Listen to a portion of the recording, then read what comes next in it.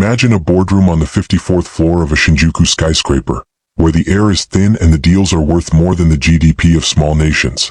Kenji Sato, the legendary ghost of Tokyo, had never lost a negotiation. His weapon: the assumption that everyone has a price. He walked into the final summit with a group of steel-faced Russian industrialists, certain that a hidden offshore account and a few tactical bribes would dismantle their resolve and secure a global monopoly. He laughed at their talk of principles and legacy, until the moment the ink dried and he realized he hadn't just lost the deal. He had been outmaneuvered by something he didn't believe existed: an unbreakable code of honor. This is the story of how the world's most clinical strategist underestimated the weight of Russian integrity and paid the ultimate price. Before we reveal the move that shocked the global markets, drop a comment and let us know. Where are you watching from? You'll want to pay close attention because this isn't just business. It's a masterclass in psychological warfare. The neon lights of Tokyo's Minato City cast a rhythmic, flickering glow against the floor-to-ceiling windows of Kenji Sato's penthouse, a space that felt less like a home and more like a command center for a silent war. Kenji was a man who viewed human interactions as lines of code, predictable, exploitable, and ultimately transactional. He had spent 2 decades rising through the ranks of Japan's most aggressive private equity firms by mastering the art of the soft leverage, the subtle psychological pressure that forces an opponent to compromise their values for a quick gain. To Kenji, the concept of integrity was a fairy tale told by losers to justify their failures. In his world, the only metric that mattered was the closing price.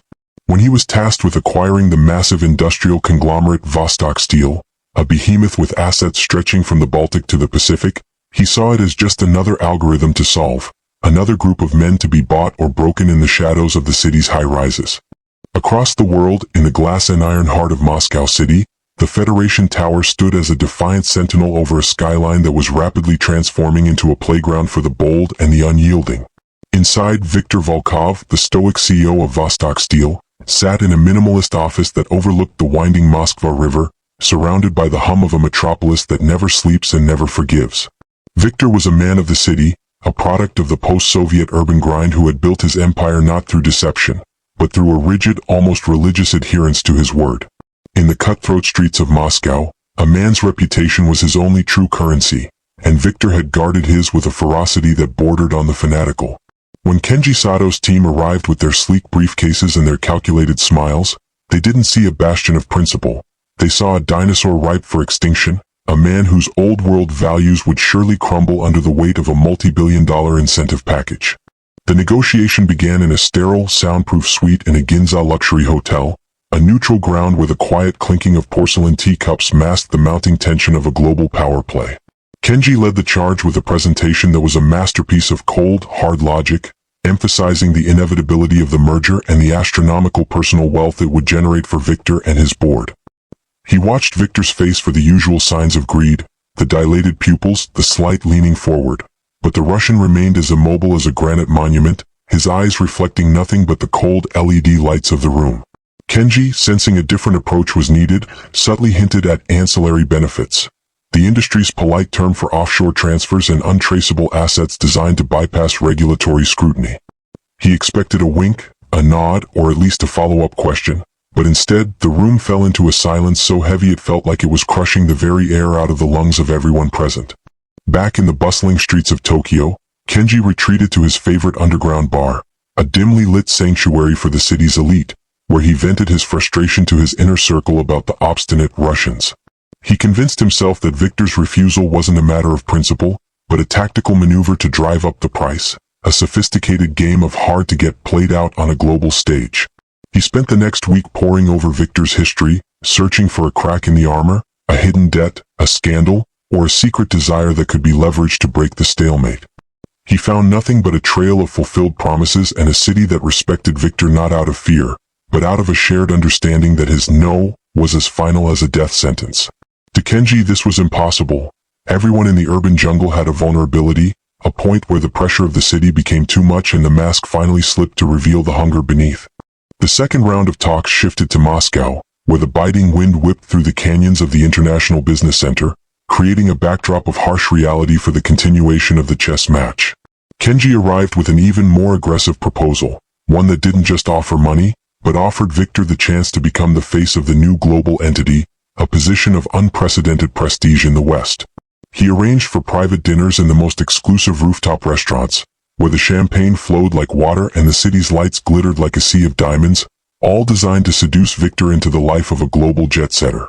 Yet, at every turn, Victor brought the conversation back to the long-term stability of his workers and the integrity of the supply chains that supported thousands of families in the city's industrial sectors. Kenji found himself genuinely baffled. He was offering a king's ransom, and this man was talking about the moral responsibility of a steel mill owner. As the deadline for the deal approached, Kenji decided to play his ultimate card, a divide-and-conquer strategy aimed at the younger, more ambitious members of Victor's board who had grown up in the neon glow of modern Moscow.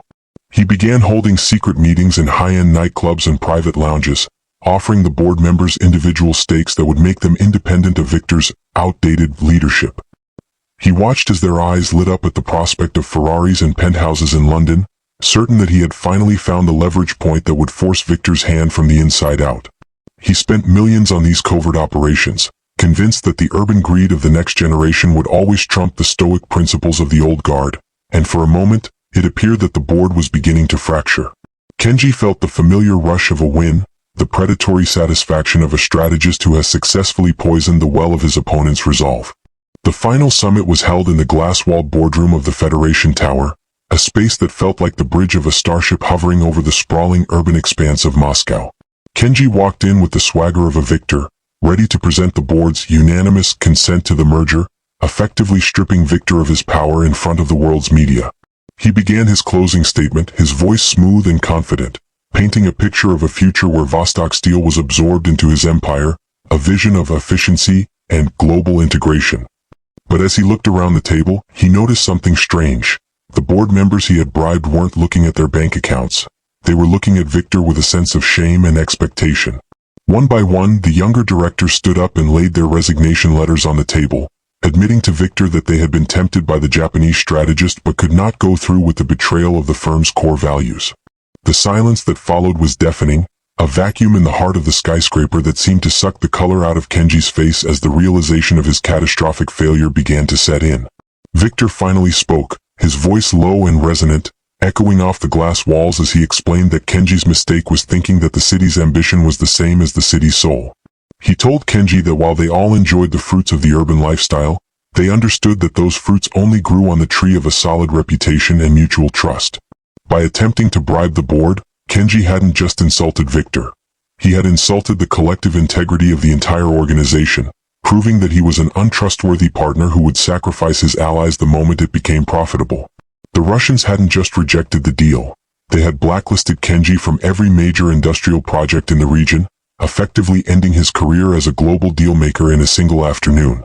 Kenji sat frozen in his leather chair, the ghost of Tokyo, suddenly haunted by the ghost of his own arrogance, realizing that his tactical genius had been nothing more than a lack of character. He had spent his life studying the weaknesses of others, but he had never bothered to study the strength that comes from a person who truly believes in something greater than their own bank balance. The Russians didn't need a hidden offshore account or a tactical bribe because they had something far more valuable, a unity born of shared principles that no amount of Japanese yen could ever purchase. In the high-stakes world of urban business, where everything is supposedly for sale, Kenji had encountered the one thing that wasn't, and it had destroyed his carefully constructed empire. He watched as the Russians stood up in unison, not with anger, but with a cold, professional disdain that cut deeper than any insult he had ever received. The news of the failed merger and the subsequent blacklisting hit the global markets like a tidal wave, causing Kenji's firm's stock to plummet as investors realized the master strategist had become a liability. Back in Tokyo, the neon lights seemed harsher, the crowds in Shibuya more oppressive, as Kenji walked through the city he once thought he owned, now a pariah in the world of high finance. He had become a cautionary tale whispered in the boardrooms of the Shinjuku skyscrapers, the man who lost a global monopoly because he couldn't understand the concept of a promise. Meanwhile, Vostok Steel flourished, securing new, even more lucrative deals with partners in the Middle East and Asia who were drawn to the firm's now legendary reputation for unshakable integrity. The city of Moscow, once seen as a chaotic frontier, was now viewed as a bastion of principled business, a place where a handshake still meant more than a 100-page contract. Viktor Volkov didn't celebrate the victory. He simply went back to work, his minimalist office still overlooking the river, his focus remaining on the long-term health of his city and his people. He knew that the victory wasn't just his, but a victory for a way of doing business that prioritized the human element over the purely transactional. He had proven that even in the most modern, urban, and competitive environments, the old-world virtues of honesty and loyalty were the ultimate competitive advantages. The unorthodox Russians had secured their place on the global stage not by mimicking the tactics of the West or the East, but by doubling down on their own cultural identity. They showed the world that integrity isn't a weakness to be exploited, but a fortress that can withstand the most sophisticated psychological assaults the modern world can devise. The aftermath of the deal saw a massive shift in how global strategists approached the Russian market, with a new emphasis on building genuine relationships rather than just buying influence. The Sato incident, as it came to be known, led to a re-evaluation of business ethics in Japan and beyond, as younger strategists began to realize that Kenji's win-at-all-costs mentality was ultimately self-defeating. The story of the unbreakable Russian code became a case study in business schools from Harvard to Tokyo, reminding future leaders that the most important part of any deal isn't the numbers on the page, but the people who stand behind them. The urban landscape of Moscow continued to rise, its skyscrapers reaching higher into the clouds, fueled by a new wave of international investment that was built on a foundation of proven trust. Victor's legacy was no longer just about steel, it was about the standard he set for an entire generation of urban leaders. Kenji Sato eventually retreated from public life, disappearing into the labyrinthine alleys of Tokyo, perhaps finally looking for the meaning in the codes he had once so casually manipulated. He had learned the hard way that a strategist without a moral compass is just a man wandering in the dark, no matter how bright the city lights around him may shine. The integrity he had once mocked had become the very thing he lacked, a realization that reportedly led him to start a small consultancy focused on ethical negotiation, though few in the elite circles would ever trust him again. His fall was as spectacular as his rise, a reminder that the higher you climb in the urban jungle, the further you have to fall when your foundation is built on sand. The world had moved on, leaving the ghost behind to wander the shadows of a city that had outgrown his cynical worldview. Today, the Federation Tower remains a symbol of that turning point, a monument to the moment when the world realized that Russian integrity wasn't a myth, but a strategic reality. The city of Moscow has become a global hub for those who value long-term partnerships over short-term gains, attracting a new breed of entrepreneur who understands that the soul of a business is its most valuable asset. The unorthodox principles that Kenji Sato once thought were his ticket to an easy win are now the gold standard for global trade in an increasingly volatile world. The story serves as a permanent warning to anyone who thinks they can navigate the complex waters of international business without a firm grasp on the values of their partners. It's a story of how the eccentricity of honor became the ultimate power move in a world that had forgotten how to be honorable. As the sun sets over the Moscow skyline, casting long shadows across the glass and steel of the business district, one can almost feel the weight of the history that was made in those boardrooms. The deals continue, the skyscrapers grow, and the city hums with the energy of 1,000 different dreams, but the core principle remains unchanged. A man's word is his bond. The strategist who underestimated that truth found himself lost in the very city he tried to conquer, while those who stood their ground became the architects of a new global order. In the end, the most captivating story in business isn't about the money, it's about the people who refuse to sell their souls for it. And that is why, in the heart of the modern metropolis, the most powerful thing you can ever be is a person of your word.